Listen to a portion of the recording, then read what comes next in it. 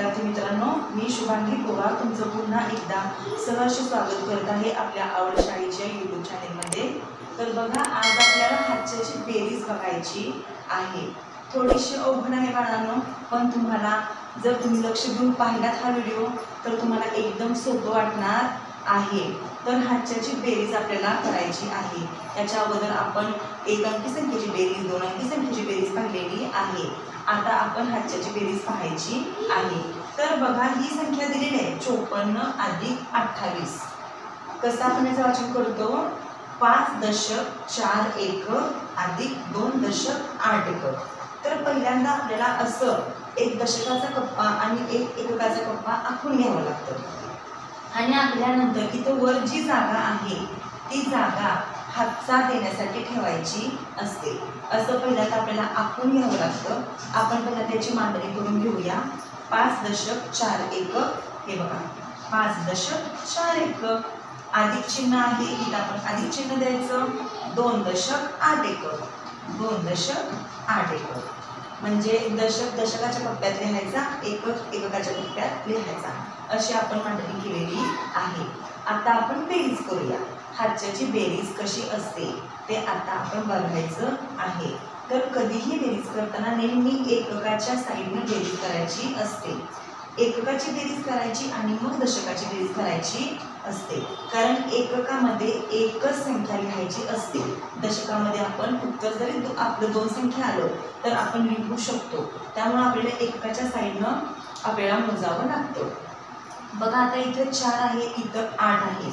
तर आपण एक अंकी संख्येची बेरीज करताना म्हणजे सोपी बेरीज करताना बिन हातच्याची आपण बोटावर असं संख्या घेत होतो, पण आता ही संख्या मोठी आहे, 4 आणि 8 आहे, इकडं 4 आहे। आता इकडं आपली मग हाताला 5च बोटे आहेत, मग आता 8 बोटे कशी घ्यायची हे जर तुम्हाला समजत नसेल तर काय करायचं? या दोन्हीपैकी जी संख्या मोठी आहे, जी संख्या मोठी आहे ती तुमच्या मनात ठेवायची। आता 4 आणि 8 पैकी संख्या मोठी कोणती आहे?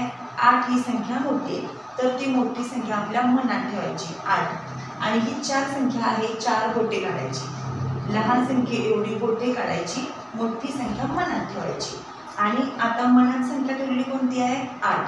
8च्या पुढे हे 4 संख्या आपल्याला मोजायची आहे। 8च्या पुढे मोजायची 9, 10, 11 आणि 12 आहे की नाही सोपं? मोठी संख्या फक्त मनात ठेवायची, छोट्या संख्ये एवढी बोटं काढायची, मोठ्या संख्येपासून पुढं जी संख्या मनात ठेवली तिथून पुढं आपल्याला फक्त मोजायचं आहे। 8 संख्या मनात ठेवली, 9, 10, 11, 12। बघा, इथं आपण लिहायचं 12, तात्पुरतं 12 लिहूया आपण। पण काय सांगितलं तुम्हाला? एककामध्ये एकच संख्या बसते, 2 संख्या लिहून चालत नाही।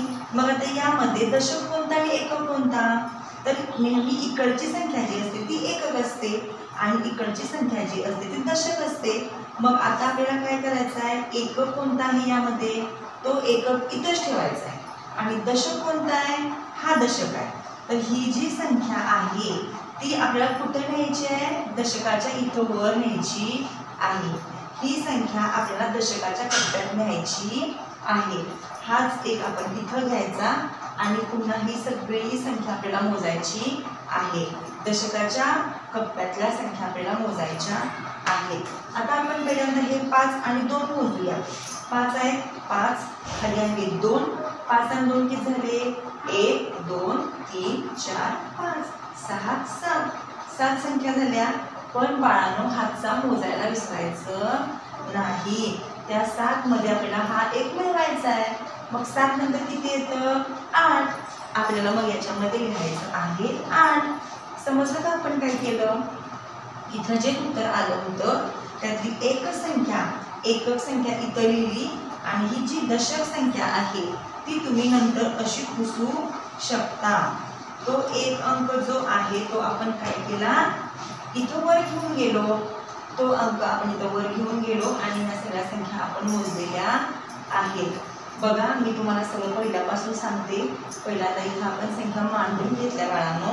दशकाच्या कप्प्यात दशक लिहायचा, एककाच्या कप्प्यात एकक लिहायचा, त्यानंतर ही संख्या आपण मोजली, जर तुम्हाला पटकन मोजता येत नसेल तर मोठी संख्या मनात ठेवायची, छोट्या संख्ये एवढी बोटे काढायची आणि त्या मनातल्या संख्येपासून पुढे संख्या मोजायची आहे. 2 संख्या जर आल्या तर इकडची जी संख्या असते एकक संख्या ती एककात लिहायची, दशक संख्या जी आहे ती इकडं दशकाच्या कप्प्यात न्यायची. यालाच आपण म्हणतो हातचा.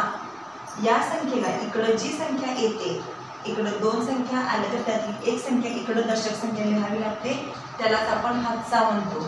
यालाच हातच्याची बेरीज म्हणतात आणि हा हातचा परत इकडच्या संख्येमध्ये मोजायचा असतो.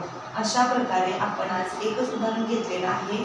तुम्ही पहिल्यांदा अशा उदाहरणाचा सराव करा जेणेकरून तुम्हाला हातच्याची बेरीज करणं अगदी सोपं जाईल. अजून 4थी 5वीपर्यंत जर तुम्ही गेला असाल तरी पण तुम्हाला हातच्याची बेरीज करता येत नसेल तर तुम्ही हा व्हिडिओ बघा आणि तुम्ही अशा प्रकारची गणितं सराव करू शकता. बघा, जर चॅनेलला अजूनही सबस्क्राईब केलं नसेल चॅनेलला प्लीज सबस्क्राईब करा. यापुढे आपण हातच्याची वजाबाकी पण शिकणार आहोत.